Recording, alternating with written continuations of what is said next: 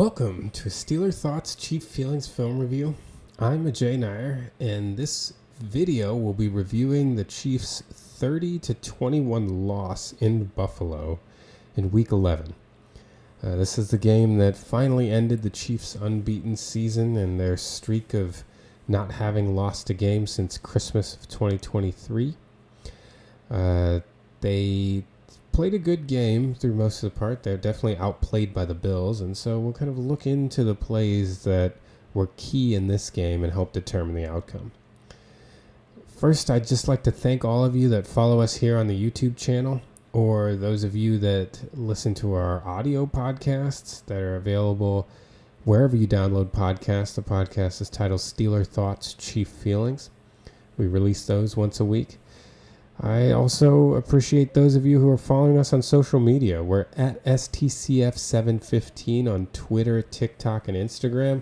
We try to post clips of all the things that we do, and particularly on Twitter, on Steelers games days and Chief games days, we like to post some clips about the game right after it happens and kind of discuss the game with all of you as it's going. But let's get to this film review. So we're going to start. The first play we're going to look at here is a 2nd and 3. The Chiefs got the ball first, and this is their second play of the entire game. So just 14:53 to go in the game in the first quarter, and the Chiefs have the 2nd and 3 and come out here in 12 personnel. So they've got their one running back, Kareem Hunt, and their two tight ends are Travis Kelce and Noah Gray. The two wide receivers here are DeAndre Hopkins and Juju Smith-Schuster. So the way that this play sets up, this is the Bills are running a cover 3 zone. So they've got a single high safety deep. It's Taylor Rapp. And then their corners are responsible also for deep zones. The safety. And then they've got underneath defenders sitting on the underneath zones. So what the Chiefs do to try to beat this zone concept is they've got a couple high-lows here. They've got Juju going to run low, Hopkins is going to come high, Kelce is going to run low, and Gray is going to come in behind him. Kareem Hunt on the outside will run deep from his outside position. They emptied the backfield here.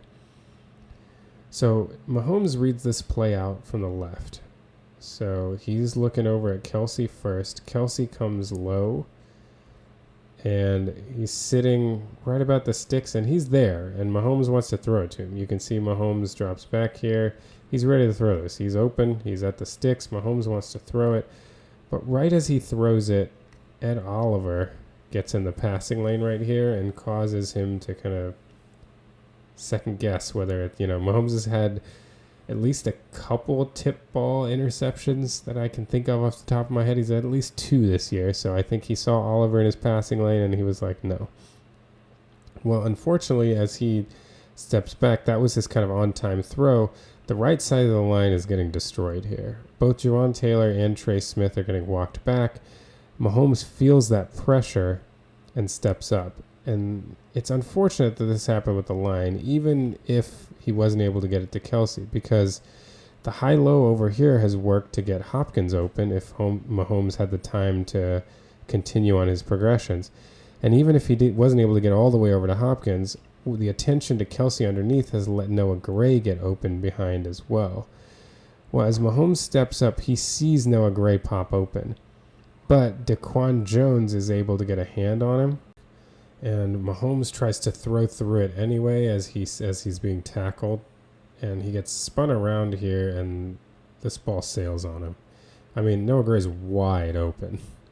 Hopkins is open too, but obviously can't make that throw from that position. But he tries to get it over to Gray. The ball sails on him and is intercepted by Taylor Rapp. One of the easiest interceptions you'll see. It's really unfortunate because, this play really worked. Mahomes would have even had his on-time throw here if not for Ed Oliver making a great play getting in the passing lane. Otherwise, he had Kelce right there. And it's hard to fault Mahomes too much here because, this is what Mahomes does, and we always praise him when it works. He just was hit by a very big man that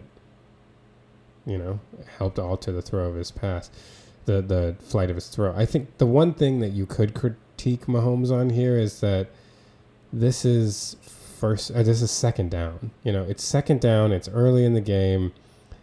We like Mahomes making plays. We like Mahomes trying things and pushing things, but maybe save the throw where you're being tackled by a defensive tackle for a third down or a more gotta-have-it play. This one, if he had just gone down here, we're looking at like a 3rd and 5, 3rd and 6. So unfortunate, but it's led to an early interception and gave the Bills a short field right to start. You can see it here from this perspective. You can see especially Mahomes looking over to his left to start reading it here. He's looking left over at Kelsey. You can see from the start Taylor and Smith getting walked back.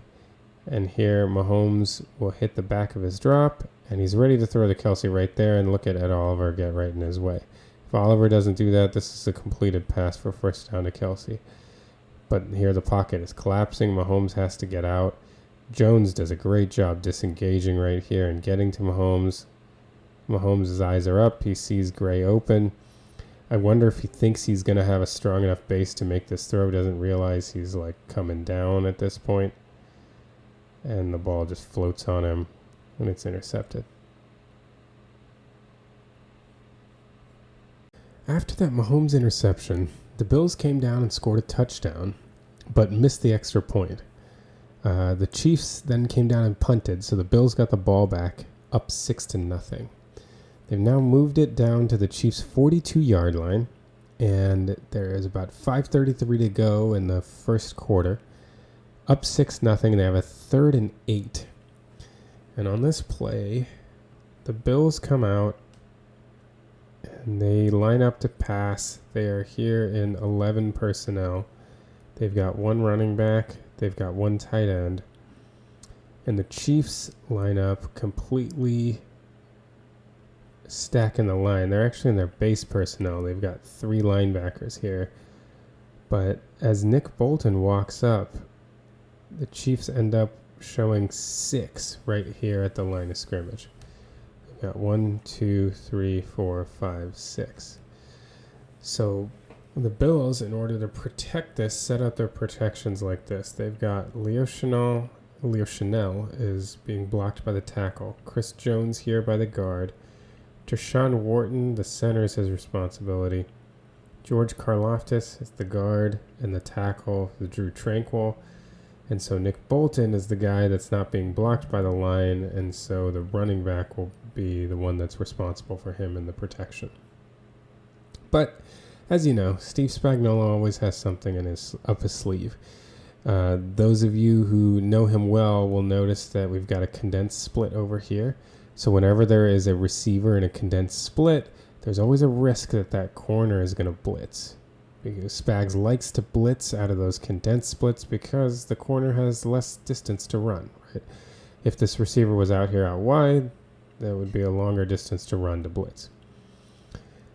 Also, one of the things Spags likes to do is to drop out guys that are accounted for so he can create overloads, and he can, ultimately not always rush that many. Sometimes they're even simulated pressures. He only rushes 4, but he gets guys free based on knowing the offensive line's blocking assignments. So what ends up happening, Leo Chenal drops out, so does Chris Jones. So then the left tackle and left guard's responsibilities drop out. And they blitz Trent McDuffie off the edge. So one more time, just left tackle, left guard, center, right guard, right tackle, running back. Nobody's accounting for McDuffie. Now here they come. Jones drops off. Chenal comes to handle the tight end. Wharton, actually the right guard does a pretty good job of handling him, right? Because Wharton comes off and goes over to the right guard. Now the center was supposed to have Wharton, so he's late trying to help out the blitz with Bolton. So the running back still has to help out there. The tackle is over here, and the guard is over here on Karlaftis, so there's still nobody to account for McDuffie, who comes in fast and flies in. One thing to note, one of the reasons why Spags likes to drop defensive linemen is this is McDuffie's guy, and look at Chris Jones drop back and get right in any potential passing lane right there. So, Allen has a second. He does hit the back of his drop, but Chanel and Jones dropping kind of handled some underneath areas so that Allen doesn't have like a clear, quick throw. And then by the time he kind of pauses, McDuffie's on him. He's come out free, and so Allen has to try to escape. He runs over to his right, but McDuffie is a fairly sure tackler. It's hard to break a McDuffie tackle, and Allen ends up throwing it away. So Chiefs get out of a 3rd and 8. They force a 4th down. The Bills would ultimately kind of fake like they were going to go for it and take a delay of game. So then the Chiefs would get a punt. One question that people have had is that Allen, even though he's out of the pocket, when he throws this ball, the ball does not make it to the line of scrimmage. So the line of scrimmage, as we said, you see where the official's standing. It's up here. The ball lands right there.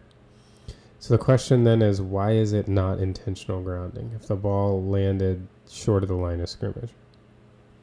Well, one of the stipulations in the intentional grounding rule is that intentional grounding will not be called if physical contact from a defender makes it such that the ball does not travel past the line of scrimmage. So the officials basically are making this judgment. They think that Allen intended to throw the ball beyond the line of scrimmage, but McDuffie's contact made that impossible. So that's why they're not calling intentional grounding. Essentially, if they felt like Allen intentionally threw it short of the line of scrimmage, he wasn't trying to throw it beyond the line of scrimmage, then that would still be intentional grounding, but that's clearly not what they thought. So let's look at it again from this view. Here's the blocking scheme. So they've got the left tackle for Chanel, left guard for Jones, center for Wharton, Karlaftis, the right guard, and Drew Tranquil, the right tackle. So Bolton is the guy who the running back would be responsible for. But again, Chanel and Jones drop out. Here goes Chanel this way. Here goes Jones that way. And here comes McDuffie unblocked. So again, look at Allen when he hits the back of his drop. He's actually looking in this direction. Chanel does a pretty good job of making it difficult to throw to Knox. As he looks over here toward Cooper, Chris Jones is in that passing lane, and then he notices McDuffie and he realizes he's got to bail. So he just runs trying to create something but can't get away from McDuffie. And, you be the judge if you were the official here. Is Allen trying to throw this beyond the line of scrimmage? Ball bounces at like the 48-yard line. The line of scrimmage so it bounces right there. The line of scrimmage is about here at the 42. So, I feel like it's reasonable to say that he was trying to throw it beyond the line of scrimmage. And because McDuffie was riding him backwards, he wasn't able to do that. I don't know. Hard to tell. In any case, the Chiefs got the ball back, and it was at this point a 6-0 Bills lead.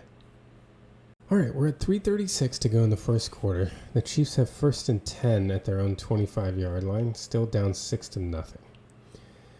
The Chiefs come out here in 12 personnel. They've got one running back, and they've got 2 tight ends. Here's Noah Gray, here's Travis Kelce. Their 2 wide receivers are DeAndre Hopkins and Xavier Worthy. The Chiefs end up motioning Gray over, and they run the following route combinations here. They're trying to get Worthy down on a deep over, and they've got Hopkins running an over this way. Kelce also is coming across the formation. Gray's going out to the flat. And let's see the route combination. The Bills are playing man here with a single high safety. And they don't, let's see, do they have, they rush their extra guy. So they rush 5, so they don't have a robber in the middle. Everybody else is manned up outside of Taylor Rapp. This was one thing the Bills did a lot in this game. They ran a lot more man than they typically do. They're typically a zone team. But Mahomes, as he hits the back of his drop, he's looking toward the middle. And if you notice here, so Worthy's coming on his over, and Hopkins is trying to set up his guy and come over. And right as Hopkins makes his move and cuts, he actually cuts right into Worthy's defender. I think he does a good job of like not plowing him over and just kind of trying to slide by. And I think that's one of the reasons why offensive pass interference wasn't called. Also, you know, you can call me a homer on this one, but when we watched it from the end zone view, I actually do feel like this was incidental contact. I don't know that this was intentionally. I mean, I think if it was intentional, DeAndre Hopkins is an amazing actor here because he really takes the step right here to set up the action. And then even though they do have contact here, he kind of slips by and doesn't like take down the defender. In any case, Worthy comes around and Mahomes hits him, and even more encouraging, Worthy takes quite a shot right here from Rapp right after he catches it and is still able to hang on to the ball. This was a nice catch through contact.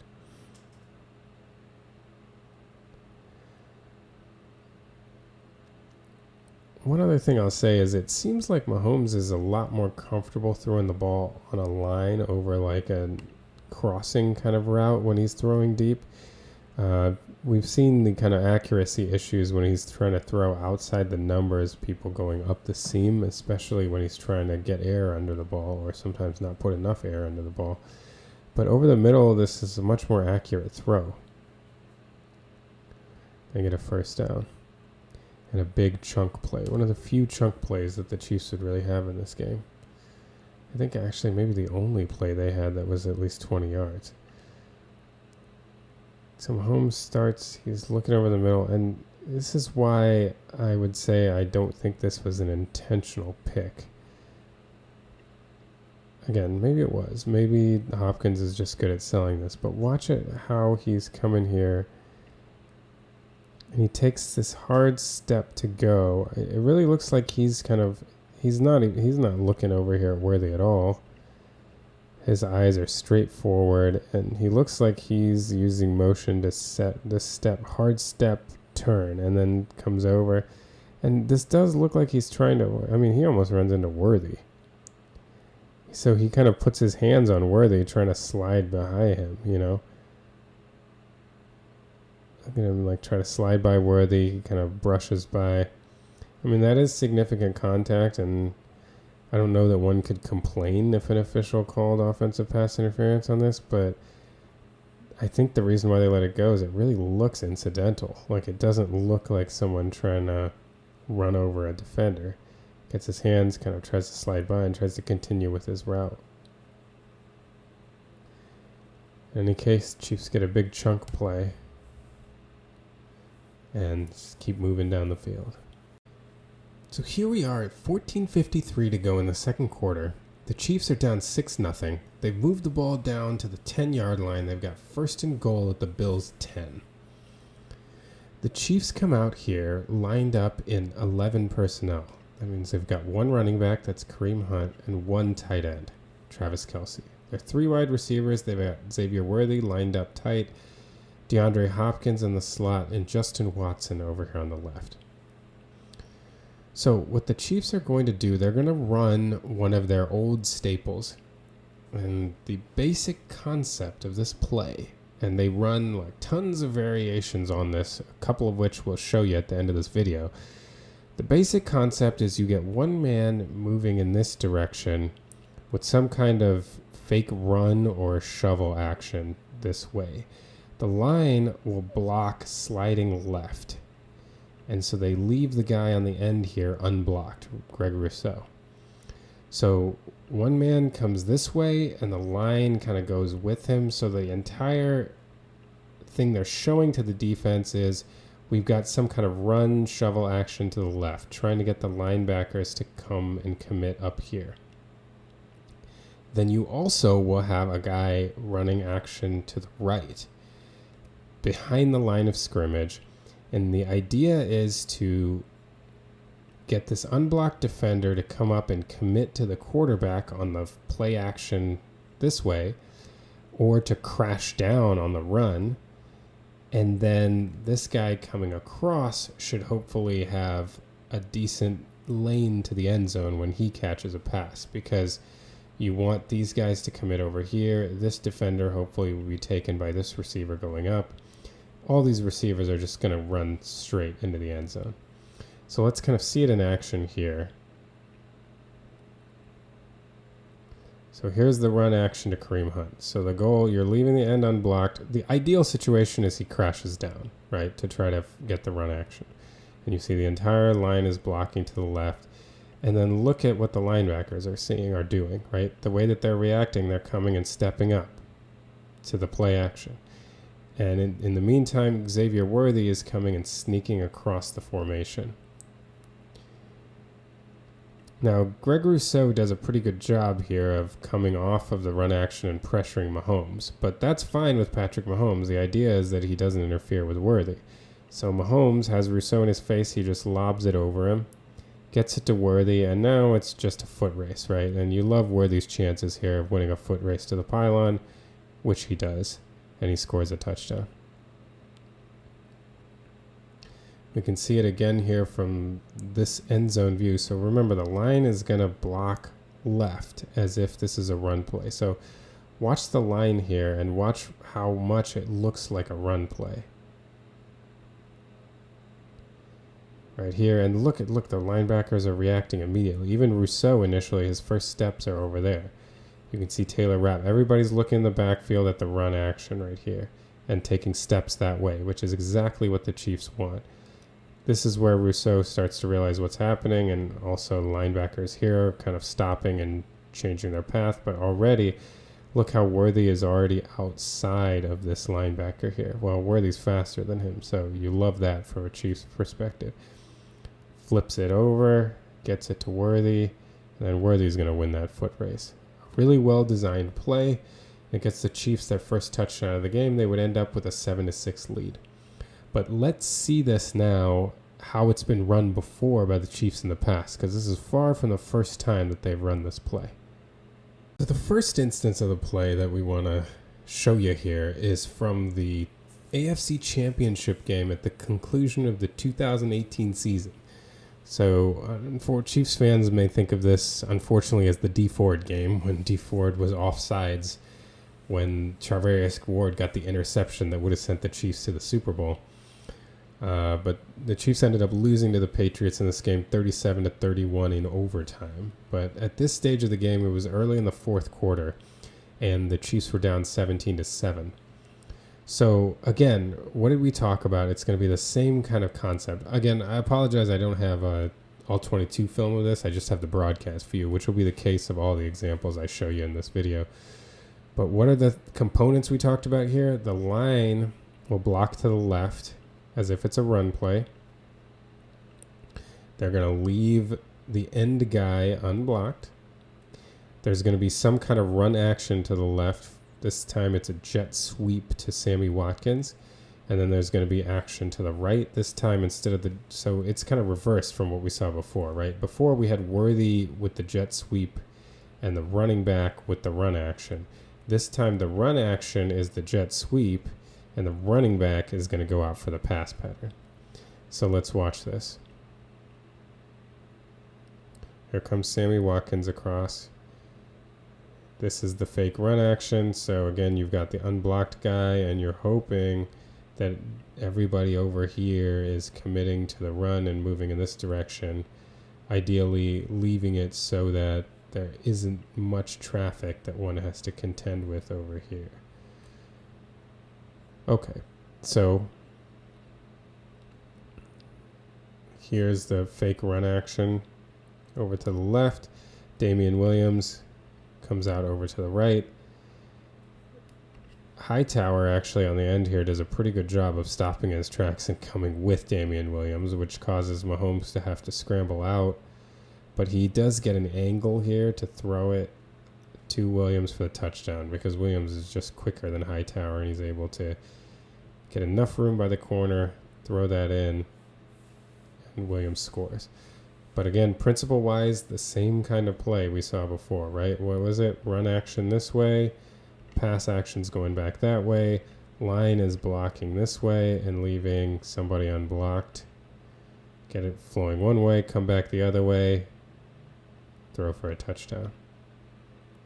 So that's one example of a similar play that the Chiefs have run before. Well, here's another iteration of this play that you may remember, this time from Super Bowl 54, with the Chiefs trailing 20-17 against the 49ers in the middle of their roaring comeback here. They had a 3rd and goal at the 5-yard line, and they ran an iteration of this play again. So here they've got Tyreek Hill lined up with Damian Williams in the background. And again, what are the principles here? You're going to have someone on a fake run action one way. The line is going to block down and leave an unblocked defender. Hopefully getting everyone to commit over to the run action. And then you've got the pass action out to the side. Try to hit that. So here we go. The run action is Tyreek Hill. Faking the run action over here. D Ford is unblocked on the edge. And they're trying to get everybody looking over that way. Travis Kelce's trying to seal off Richard Sherman. And then you get the pass over to Damian Williams over here. And if you remember, this had to be reviewed on replay because it was so tight. It honestly looks like he crosses the pylon right as it touches. It's like a bang-bang play. They called it a touchdown on the field, and there clearly was not enough to overturn it. But same kind of action we saw in the Worthy play. The run action, flow, but they dress it up differently every time we've shown you, right? It looks a little different to start, but it's the same principle every time. This time over to Williams. Big touchdown that gave the Chiefs a lead in the Super Bowl that they would not relinquish. All right, now this is the most creative version of this play that I was able to find, and admittedly not an exhaustive search, but just kind of looking through the times I remembered this kind of play being called. So let's kind of break this one down. This is against the Saints in the 2020 season. If you remember, the Chiefs went to New Orleans and beat the Saints in this game. Kind of a tough outing because this is where they had started Andrew Wiley at right tackle for the first time. And Wiley actually kind of ended up holding his own. Looked pretty decent in this game. This was the season, if you remember, that Mitchell Schwartz was hurt for most of the year. And then, unfortunately, in the AFC title game, Eric Fisher tore his Achilles, so the Chiefs were without both of their tackles when they played in the Super Bowl that year. But anyway, this ended up being a win. And let's get over to how this looks like the other play. So what's the principle again? The principle is, this time it's with Tyreek Hill. It's a fake run action. They don't actually even play action to him. They just kind of run him over in this direction. It's more the kind of appearance of a potential shovel pass. So again, the line is going to block down. This time we can kind of consider DeMarcus Robinson to be an extension of the line here, and the unblocked defender is actually DeMarcus Robinson's man, the corner over here. And Robinson tries his best to wall Cam Jordan in. So they block down. There's going to be a fake action this way, and then the running back comes over here. Now the interesting wrinkle on top of that wrinkle is the guy who does the fake action to try to move everybody over, Tyreek Hill, he ends up doubling back and becoming part of the new action once the movement starts to the right. So Le'Veon Bell comes out, Tyreek Hill is part of the initial action, and then he actually comes out as well. So here you can see, get everybody flowing that way, then double back. And Bell is well covered. Mahomes actually throws this to Tyreek Hill for the touchdown. So another instance where this kind of same play is used, but again, a lot of dressing. Andy Reid does a great job of using similar concepts, changing them up, and still scoring touchdowns off of them. So now in 2024, we had this one with Worthy, and it got the Chiefs up 7-6. And let's move on with the Chiefs-Bills game. Jump ahead now to 10:39 to go in the second quarter. The Chiefs are up 7-6, and the Bills have a 2nd and 11 from the Chiefs' 31-yard line. The Bills come out here, and they look to be in 11 personnel. They've got one running back, and they've got a tight end lined up right here. And what they end up running here is they're going to run 2 outs. So they've got 2 outs over here. They get a whip route coming here, so that's an in and out. And over here, Amari Cooper runs a devastating in cut and then up. The Chiefs, they don't really go exotic with this blitz. They just kind of send the house. They're going to send 7, and they're running cover 0, which means there's no deep safety. They send 7 rushers, and they're just manned up. Man to man, man to man, man to man, man to man. So it's one of those you just got to hold up in coverage for a short period of time, and hopefully the blitz gets home. And the blitz got home, but Allen was just able to get a throw off before. But as you can see, the routes are going out. Shakir is going to come in and out, and then Cooper this is a tough route for Najee Johnson to cover. Cooper comes in right there, and then look at the cut. Gives him a head fake, 1-step cut, then boom. Running up the seam. Allen gives him a pretty good throw, and Cooper makes a catch. A couple thoughts about this play. First of all, Allen does a great job getting a good catchable ball in when he's getting hit by Nick Bolton in the blitz. He stood in the rush and took a hit and made a throw. I think in these situations we overstate, though, these throws. Everyone's like, wow, it is a perfect throw. He hit him in stride. Well, look at this. Look at what Cooper's doing. Look at his trajectory right here. He's running straight up the numbers. Right? This is the trajectory that he's running. Now, as he sees the ball, look at him veer out, and he catches it. Look where the ball is placed. He's catching it right here, so close to the sideline. Cooper's initial trajectory was leading him like this. So, yes, it's a good throw by Allen, but deep ball accuracy to me is a receiver tracking stat a little bit more than it is a quarterback accuracy stat. Obviously, as we've seen with Mahomes in some recent film reviews, you can throw a ball out of bounds and a receiver can't get it, or you can overthrow a receiver and they can't get it. But if you throw it up there and get enough arc on it, then it becomes whether your receiver is able to track this ball in midair. And Cooper does such a great job. Again, look at his trajectory. He's running like this. See, look at that pattern. And then he veers completely off of it and makes the catch. That's incredible ball tracking. The other thing I'll say is, man, we are so generous with possession when it comes to making a catch. When it comes to catch fumble or something, then suddenly it's well, you catch, make a football move. When does he have possession? Because the question that the Chiefs asked was, did he get 2 feet in bounds? And the question is whether you think that ball coming in, does he have that ball before that right foot lifted up? And if you watch it in real time, it's very fast. His foot is coming up as he's catching this ball.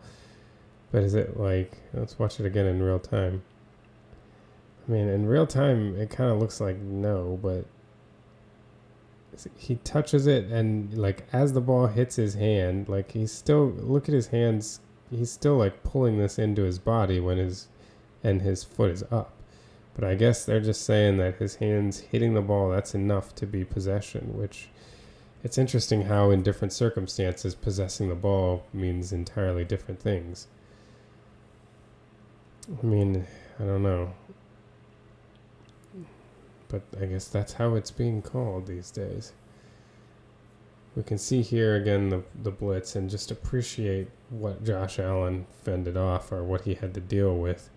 I mean, he really took a shot like right to the ribs, but stood in there.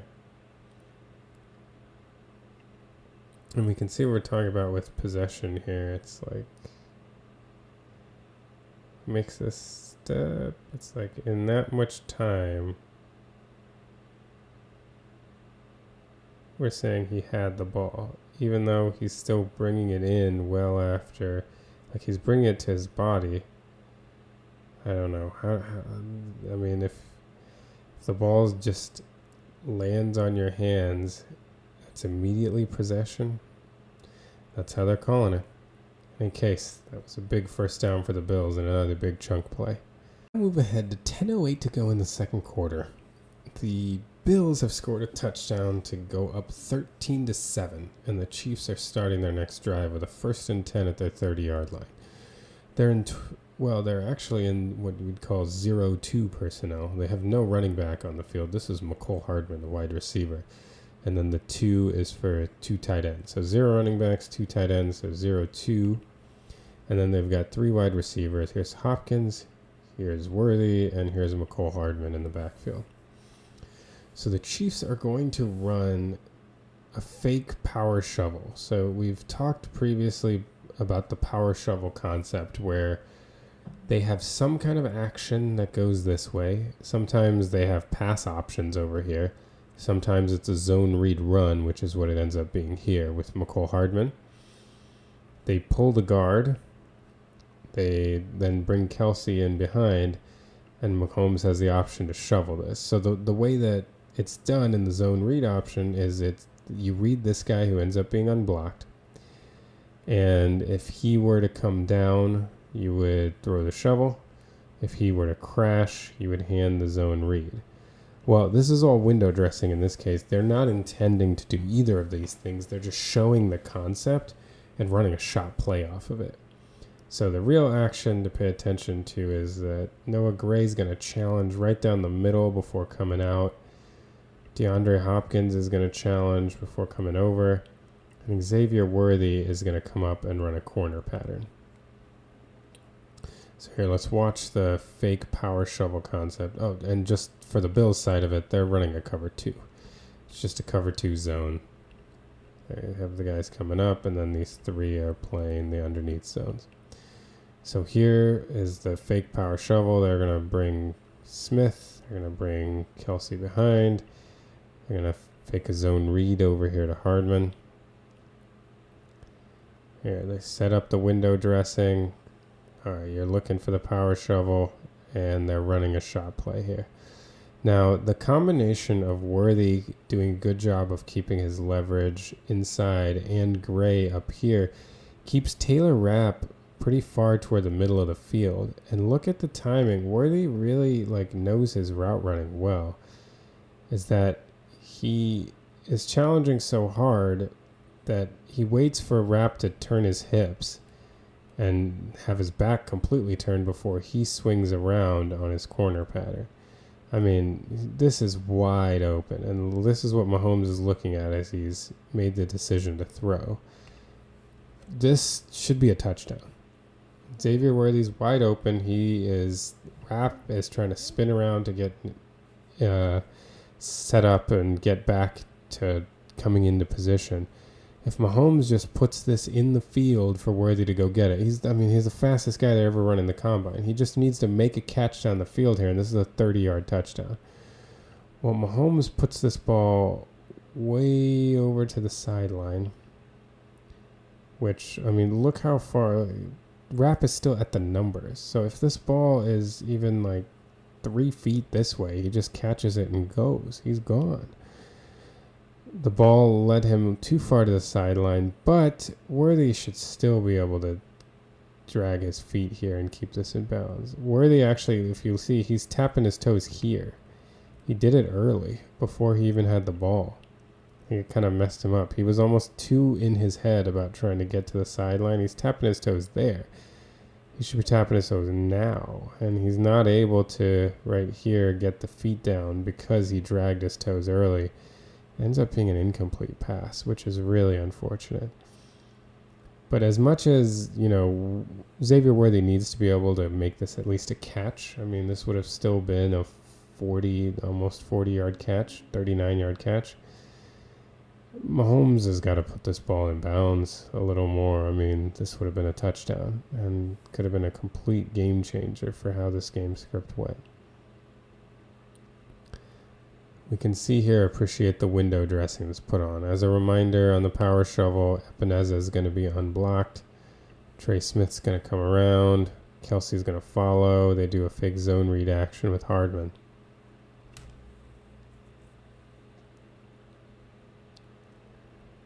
Here's the fake action. All looks like a power shovel. They're actually gearing back to get ready for their shot play. Mahomes is there, makes the throw. And again, look at the room that Worthy has. Look at all of this space. The ball did not have to be thrown so far. Look where this ball is.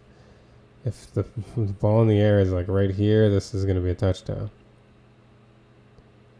And it led him over, and you can see here, he's dragging his feet now, He's a little in his head about being near the sideline.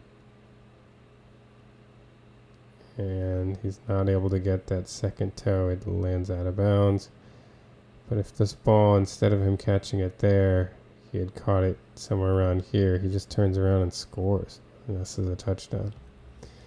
So a really big missed shot for the Chiefs. This could have taken the lead here at 14-13 and put some pressure on the Bills with having had 2 deep connections so far in the game, having already had that 31-yarded Worthy. Instead, it's an incomplete pass. The Chiefs ended up going 3 and out and punting. We now jump ahead to 7:38 to go in the second quarter. The Bills are still up at this point, 13-6. They've been moving the ball, and they're faced now with a 4th and about 3 at the Chiefs' 34-yard line. The Bills come out here in 11 personnel. They've got the 1 running back and the 1 tight end. In the Chiefs counter in their nickel, they've got 2 linebackers. That's Bolton and Tranquil here on the field. So the Bills are going to run this following pass concept here. So they're going to have Knox come over and then Cooper run a more deep over. They have Samuel run the corresponding deep over. Shakir actually comes to the backfield, does a motion, and then comes out to the flat. And running back kind of releases up the middle and makes himself available there. The Chiefs, again, do their kind of match principles. So they're having McDuffie run with the deep outside, Johnson run with the deep outside over here. They've got Cook as their deep safety, and then the underneath guys are just passing off receivers.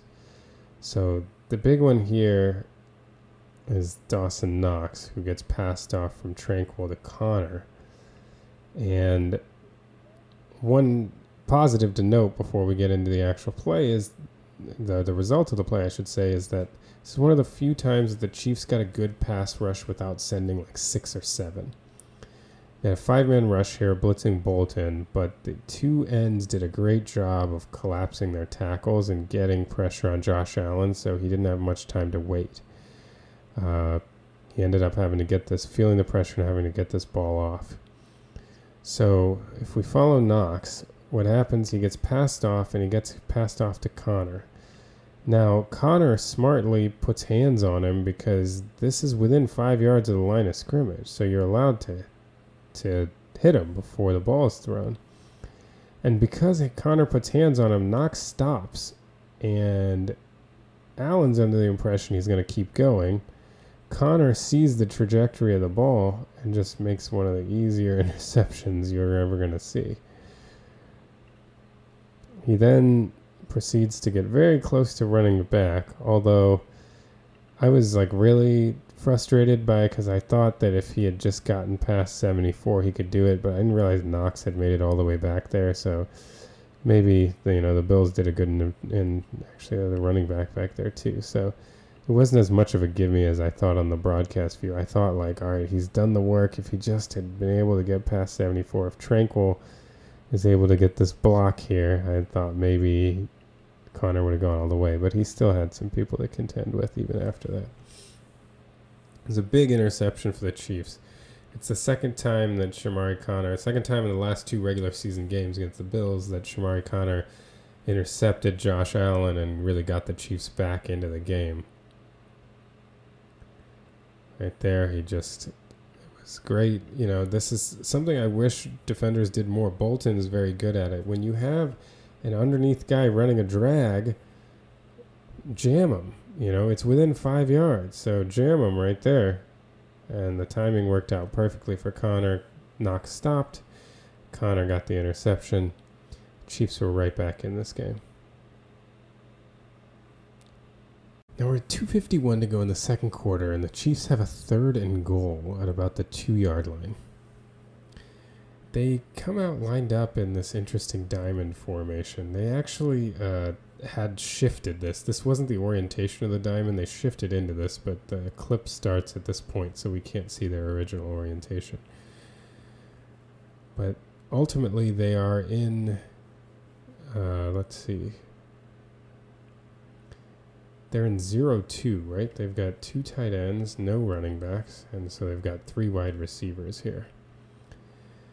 And they end up running the following route combination. So they're going to send Noah Gray over the middle to sit. They're going to send Kelsey out. Juju is going to go back. And Worthy is going to come out to the flat. So let's run it. Here they go. The Bills are playing essentially an underneath zone. They bracket DeAndre Hopkins on this side, who's the isolated guy who's just running a slant. And Mahomes sees Noah Gray turn right at the goal line. He's there. He has enough room. Mahomes just fires that in there and gets the touchdown.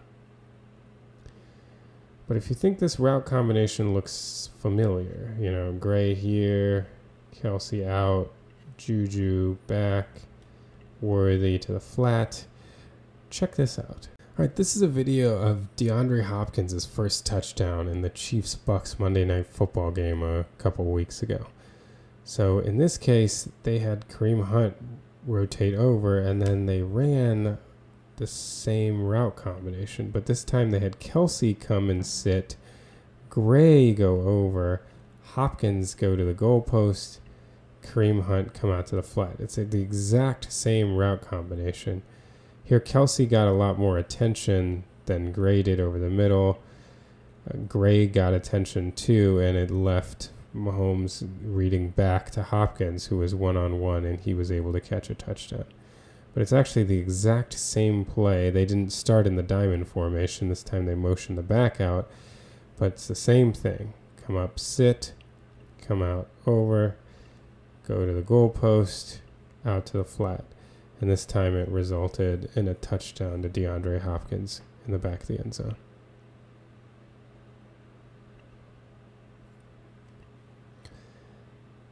All right, so they ran it kind of out of a different orientation in the Bucs game, and they ended up throwing it to the back pylon, or to the back of the end zone to Hopkins.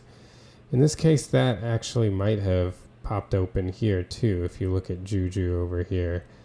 But since Gray just was open enough to get that immediately, Mahomes just took the easy touchdown. Now, if you recall, you know, Gray coming underneath, Kelsey coming out, not exactly the same play, but Gray coming underneath and sitting at the goal line and Kelsey coming out. Why don't you check this out?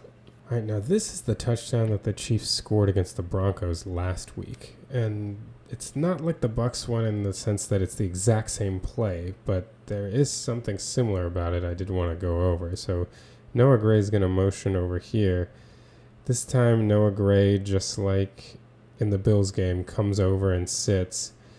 This is John Ross who goes to the corner this time, and Kelsey kind of has a delayed, he goes out, but he ends up actually coming back.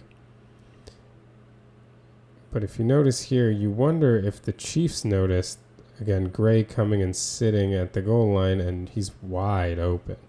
The only reason he doesn't get a throw is Mahomes' first read on this play is Kelce, so he throws it to Kelce for the touchdown. But I wonder if Gray coming out and sitting and getting no attention kind of informed them to change the formation from the Bucs one. I know they definitely, part of it was wanting to isolate Hopkins on the be the kind of isolated receiver on the right side. But I wonder if they noticed Gray getting no attention at all at the goal line in the last game, so why don't we make Noah Gray the guy that comes over to the goal line in this game?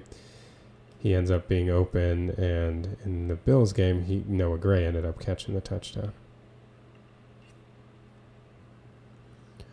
So it makes you wonder whether the Chiefs had noticed that when they had done this in the Denver game, that Gray coming underneath didn't seem to be garnering a ton of immediate attention. It definitely helps that they had bracketed Hopkins here, so an extra defender was used so they couldn't shift over anymore to this side. But I do wonder if part of that was informed by the fact that they felt like they've run Gray over the middle and he didn't get a lot of attention. They got him right here, and he was given enough space that he could score the touchdown. Now we can look at it from the end zone view. Again, this combination does work. See, there's Gray right there, and there's no need for Mahomes to wait.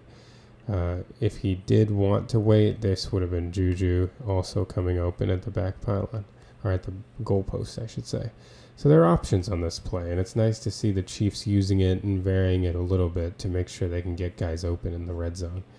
The Chiefs scored here to go up 14-13, take the lead pretty soon before the end of the first half.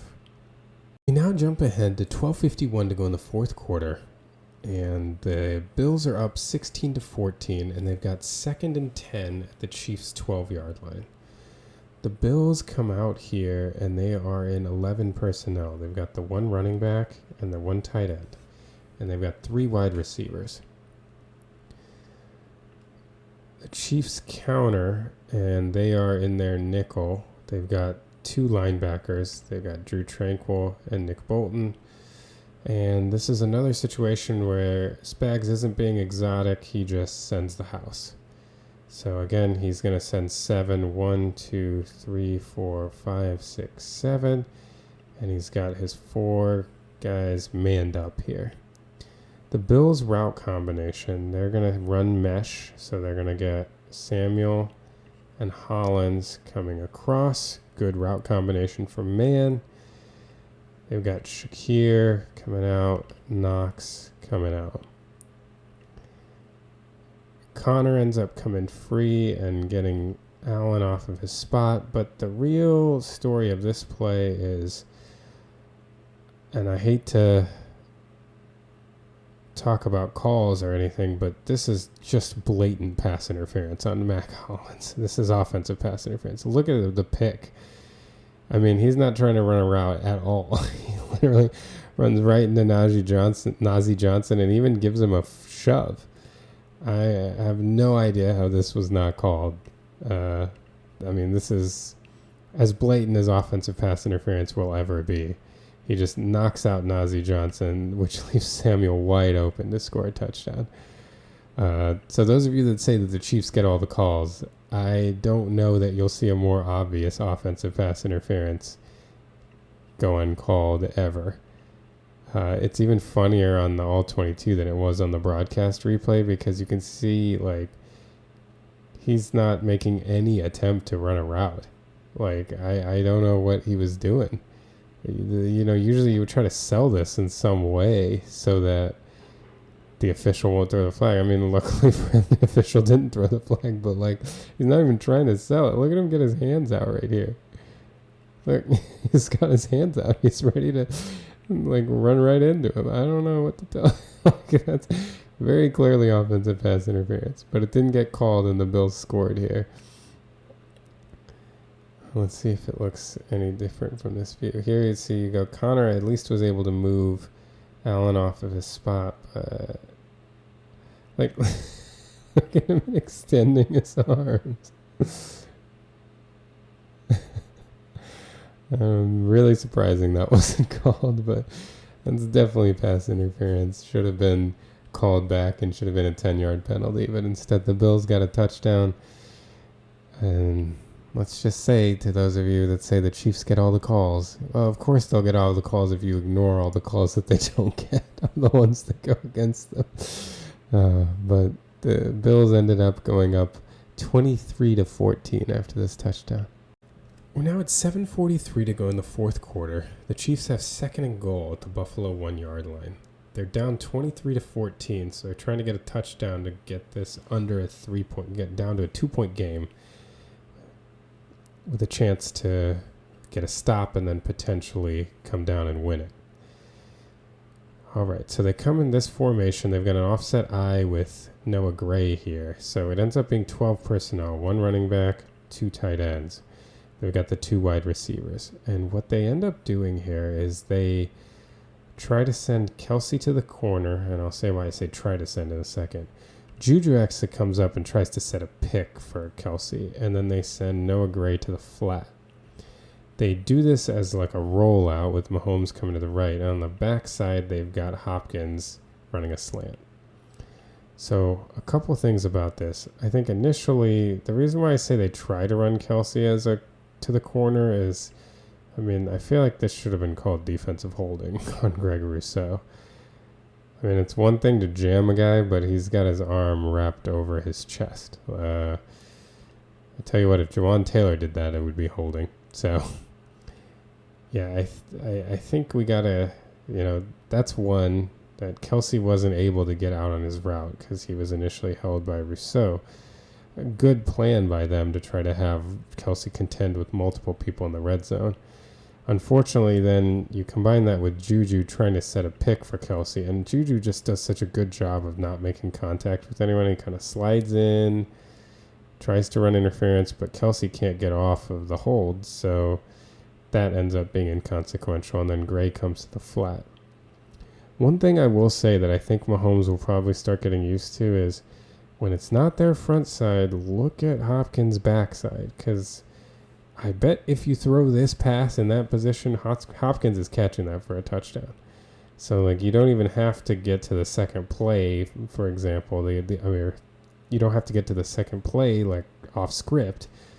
You just come back to the backside, and if Hopkins is one-on-one, he's boxed out his defender. I think he catches this ball. But Mahomes is still looking front side, and this is where Noah Gray has really good feel to come back toward the end line. And credit, too, to Juju and Kelsey. These two really understand spacing.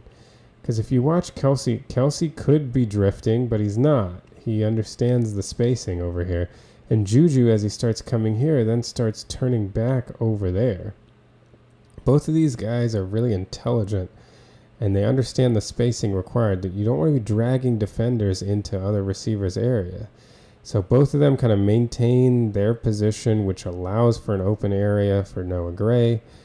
And Mahomes really makes a spectacular throw here. If we look at him, he just comes down and just zips this in there. The vintage Mahomes. Great throw right to the back of the end zone. That's, I think, the play of the day from Mahomes. This was his best play, in my opinion. This was a great throw for a touchdown.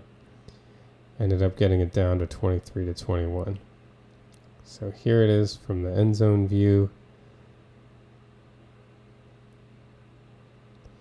You can see Rousseau has his arm around Kelsey there, wrapped up. And then again, look at the discipline of Kelsey and Juju staying over here. Mahomes rips this ball to the back of the end zone as he's getting hit by Rousseau. Look at him. From that arm position, this is really an incredible throw. Coming back, fires it in there. Perfect throw. Touchdown, Noah Gray. Comes 23-21. Now, this is an important play that I fear might get lost in the shuffle with all the big plays that happen in this game. This is 3rd and 9 at the Chiefs' 44-yard line with 4:34 to go in the fourth quarter.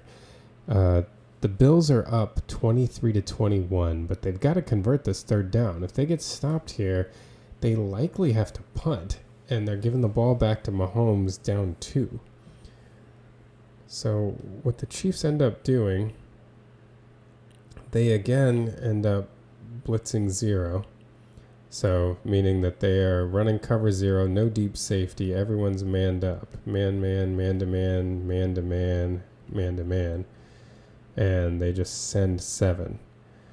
The one thing I don't really understand about this play is that they ended up, Shamari Connor, when he blitzed, he ended up hesitating here. Normally he's so good at timing the blitz, but do you see him kind of take that little hop and hesitate, and it results he ends up being the free guy, but he comes in late. You know, if he had kind of had the snap count down and just fired off at the snap like he often does, this might have been a situation where he got to Allen. You know, maybe not, but clearly it doesn't help that your free guy ends up kind of taking a little hitch and then going through. Well, Allen gets a throw off. He actually gets it through a sea of arms. I mean, this was very close to being tipped by Chanel and Bolton. And he makes a great throw over to Shakir, who then gets laid out right in the back by Brian Cook and hangs on to this ball. If this pass is dropped, you're probably giving the ball back to Mahomes with a chance to kick a game-winning field goal. But this was such a crucial play for the Bills. The Chiefs got pressure. He got it out to Shakir, and Shakir hung on even though he got nailed in the small of his back. Really, really good play. This is kind of a high-level play by both teams, and the Bills just out-executed the Chiefs here. Again, they blitz 0. Here comes Connor, and this is where he just took that little extra half step. You know, if he fired off like he normally does, you wonder if he would have been able to get there. But again, look at this throw, and look, Chanel here, Bolton here are really trying to knock this ball down. Chanel was able to block a kick last week, but couldn't quite get his hands on this one. Shakir catches it, and look at him hang on through that hit. A key play to this game. The Bills were able to retain possession, and they ultimately came down and scored a touchdown. So here we go, the play that essentially decided the game. The Bills are here, and they've got a 4th and 2 at the Chiefs' 27-yard line. They're up 23-21 with 2:27 to go in the game. They easily could have decided here to kick a field goal, get a 26-21 lead, and make the Chiefs come down to score a touchdown to win the game. But the Bills decided to go for it. They decided to be bold and end this game on their terms, which I think is the right decision when you're playing the Chiefs. You know, go take the game. Don't play timid and give the Chiefs an opportunity to steal it from you. So on this 4th and 2, the Bills came out in 11 personnel. They've got 1 running back and they've got 1 tight end. The Chiefs didn't match with nickel. They actually played their base. So they've got 3 linebackers. Here's Drew Tranquil. Here's Nick Bolton. Here's Leo Chanel. So what the Chiefs are essentially saying here is, we are not going to be unprepared for a designed run. If you're going to run the ball, we've got personnel in that is made to try to stop the run. The Chiefs then, so let's look at what the Bills end up doing as far as the play they run, because they're going to run a passing play out of this formation, and they're going to run a man beater. They've got Dawson Knox and Mac Hollins coming in. They've got Amari Cooper and Khalil Shakir from the backfield coming out. And so these routes are supposed to cross each other so that if the opposing team is playing man, a lot of natural picks will occur. There's going to be chaos going here in the middle, and it'll be difficult for every defender to keep track of his person. Hopefully somebody pops open. The running back ends up swinging to the outside here. The Chiefs, though, cover this pretty well because they're not just running standard man principles. They actually run kind of a match principle. And what the Chiefs usually do when they're doing match coverages is they play inside-outside. Tony Romo kind of referred to this briefly in the broadcast. But what it means is the end guy here, Chris Roland Wallace, is going to take the outside-most wide receiver. Same thing over here. Trent McDuffie is going to take the outside-most wide receiver over here. The next inside people will be the responsibilities of these linebackers, Leo Chanel and Drew Tranquil, and the person in the middle will be Nick Bolton. So let's kind of watch how this plays out. Let's keep an eye on Chris Roland Wallace. So first, Knox and Mac Hollins kind of cross him, but he sees that they're going inside, so he waits, and then he sees Shakir coming out. So Shakir, given that his route is going to the outside and he's the outside-most person, Chris Roland Wallace knows this is going to be my guy. Same thing over here now. If we go back and you watch how Trent McDuffie's reading this out, he first has eyes on Amari Cooper, right, in case he breaks out. But as he watches Amari Cooper come toward the inside, then he drifts out and notices the running back coming out and stays with him. And as you see, as people are coming over to the middle, these interior three defenders are following similar principles. They're passing off people that are running past them.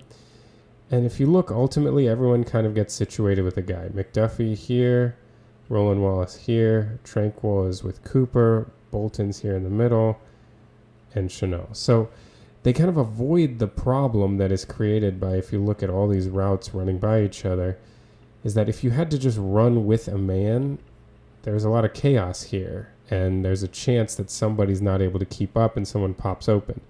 But the way that the Chiefs pass it off, nobody ends up like clearly popping open. They actually handle covering these routes pretty well. One of the reasons McDuffie is giving so much room over here is Josh Allen's all the way over on this side of the field. So the chance, if he starts looking back, McDuffie is going to close this gap really quickly. They end up having Najee Johnson and Brian Cook in the back. So essentially the Chiefs are playing a cover two man, right? They're manned up underneath, and they've got two deep safeties. Well, one of the best ways to beat cover two man as a quarterback is with your legs. And that's because all the defenders are not looking at the quarterback underneath. They're all following their men. And the guys that do have eyes on the quarterback are way back deep. So Josh Allen drops back. He hits the back of his drop. He doesn't see anything. The B gap is wide open because George Karlaftis decides to rush to the outside, and Chris Jones ends up being, how much of that is intentional and how much is it he gets forced inside. It looks like he's trying to bull rush, but the guard does a good job of kind of giving up more ground inside. So tackle inside, end outside. That gives a big lane in the B gap. Nobody here is looking at the quarterback, right? They're all trying to find their men, especially when they're sorting through all the traffic. And so the only people that even notice on the second level that Allen is running are the two safeties who are way back. So by the time Allen is anywhere near them, he's already crossed the first down marker and has a full head of steam. The D linemen that are trying to close the gap, Josh Allen is too fast and too athletic for Pennell or Karlaftis to do anything to him. Tranquil is trying to follow his man out wide, so he has to try to stop and come back. No chance against someone like Josh Allen. Even Connor, trying to sit on top of these routes as the deep safety, doesn't have any chance coming back over to get Allen. Bolton's too slow, so the first person that has any chance to get him is Brian Cook, who makes contact with Josh Allen around the 2-yard line as he's going, and he's big and strong, going to fall into the end zone. So this play ends up, Josh Allen, once he drops back and sees what's happening, this is just perfect decision making, right?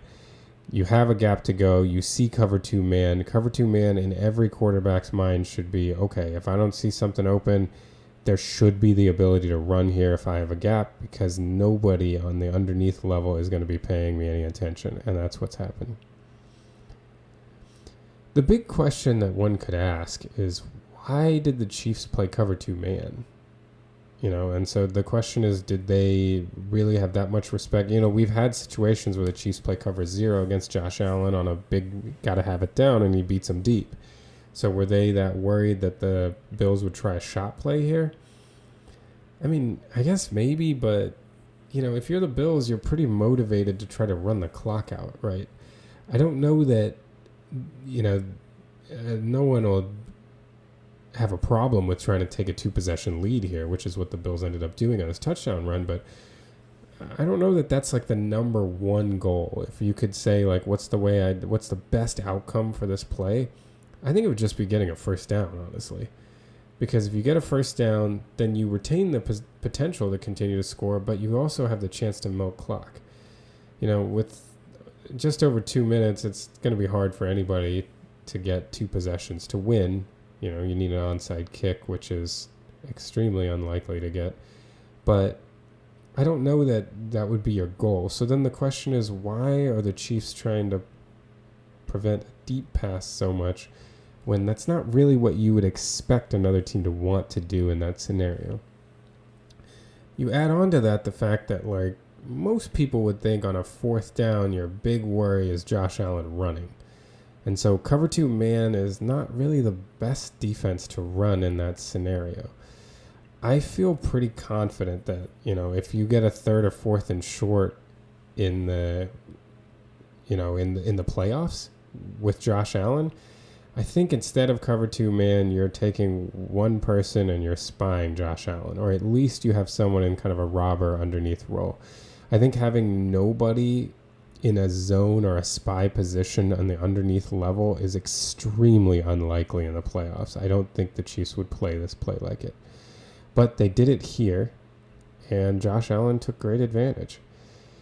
And I do think this is one thing that the Chiefs do a lot, is that they do simplify their coverages a lot more in the regular season than they do in the playoffs. And you wonder if this is part of it, because it just doesn't seem like a very wise thing to play for the reasons we've discussed, right? You're not really that worried about the deep pass. I mean, if the Bills are going to score, you'd rather them score fast. I mean, ideally you keep them out of the end zone, but if they get a couple more first downs, they're running out the clock anyway.